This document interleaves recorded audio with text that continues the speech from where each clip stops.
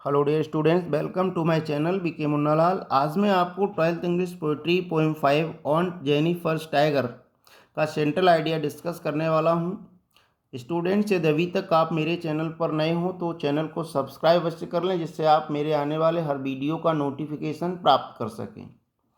On Jennifer tiger ये poem एड्रायन rich के द्वारा लिखी गई है। आइए शुरू करते हैं। Central idea: Aunt Jennifer's Tiger is a beautiful and symbolic poem of Adrian Rich. Aunt Jennifer's Tiger, Aunt Jennifer के चीते, एक सुंदर और प्रतीकात्मक एड्रायन रिच की कविता है।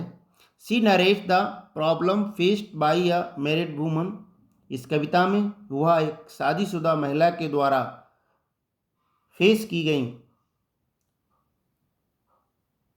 सामना की गई समस्याओं का वर्णन करती हैं। अर्थात एक शादीशुदा महिला किन किन समस्याओं का सामना करती है उसका वर्णन वह इस कविता में करती हैं। The poetess describes a lady whom she addresses as Aunt Jennifer. कवयित्री एक महिला का वर्णन करती हैं जिसे वह आंट जेनिफर कह के संबोधित करती हैं। Aunt Jennifer represents the woman all over the world. Aunt Jennifer संपूर्ण संसार की महिलाओं का प्रतिनिधित्व करती हैं, अर्थात संसार की सभी महिलाओं का वो प्रतीक हैं। She is victim of male dominant society. वे पुरुष प्रधान समाज, मेल डोमिनेंट कहते हैं पुरुष प्रधान, सोसाइटी मीन्स समाज की शिकार हैं, अर्थात वे पुरुष प्रधान समाज की शिकार हैं, उससे पीड़ित हैं। There is no one with whom she can share her mental and physical pain. उनके पास ऐसा कोई भी व्यक्ति नहीं है जिसके साथ वे अपनी मानसिक और शारीरिक पीड़ा को बांट सकें, उसे अपनी पीड़ा सुना सकें। So she makes the figure of fearless and energetic tigers on the panel और bullying class roaming freely in the forest to express her feelings. इसलिए वे अपनी भावनाओं को व्यक्त करने के लिए एक पैनल या ऊन के कपड़े पर जंगल में आज़ादी से घूमते हुए चीतों का चित्र बनाती हैं।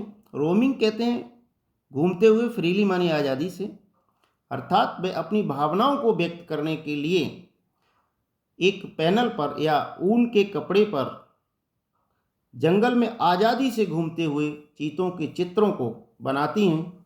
वे अपनी भावनाओं को इस तरह व्यक्त करना चाहती हैं। Actually the pattern of bright tigers reflect her inner desire to live a life of freedom. वास्तव में जो चमकीले चीते होते हैं वह आज़ादी से जीने की, उनके जीवन की आंतरिक इच्छा को प्रकट करते हैं। अर्थात जो चमकीले चीते हैं वह उनकी आज़ादी से जीने की इच्छा है। आंट जेनिफर की आज़ादी से जीने की जो इच्छा है, वो आंतरिक इच्छा है, उसको वह रिफ्लेक्ट करते हैं, उसको वो दर्शाते हैं। फर्दर पुनः see the poetess says that after marriage Aunt Jennifer become weary of doing household works. आगे कवयित्री ये कहती है कि शादी के बाद आंट जेनिफर घरेलू कामकाज करने से थक गई हैं। Now she can not involve herself in artistic work. अब वह अपने कलात्मक कार्यों में, आर्टिस्टिक वर्क मीन्स कलात्मक कार्यों में अपने को नहीं लगा पा रही हैं। Instead she has to do it in leisure time. इसके स्थान पर वह अपनी फुर्सत का जो समय है, जो आराम का समय है, उसमें उन्हें वो काम करना पड़ता है। Even when aunt is dead her terrified hands will tell the whole story.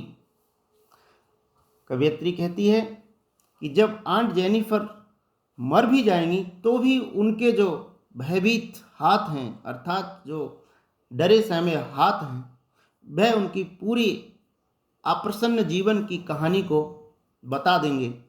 C is scared of her husband but her art express her desire to move freely and proudly like tigers. She is scared of her husband, वो अपने पति से भयभीत है, परंतु उसकी जो कला है, एक्सप्रेसिस माना प्रकट करती है, हर डिजायर मीन्स इच्छा, to move freely and proudly like tigers, परंतु उनकी जो कला है निर्भीकता और गर्व से चीतों की तरह घूमने की इच्छा को प्रकट करती है, अर्थात उनकी जो कला है बयान जेनिफर की निर्भीकता और गर्व से चीतों की तरह घूमने की इच्छा को प्रकट करती है। आशा है स्टूडेंट ये वीडियो आपको पसंद आया होगा। पसंद आया हो तो लाइक करिएगा, शेयर कीजिएगा। Thanks for watching.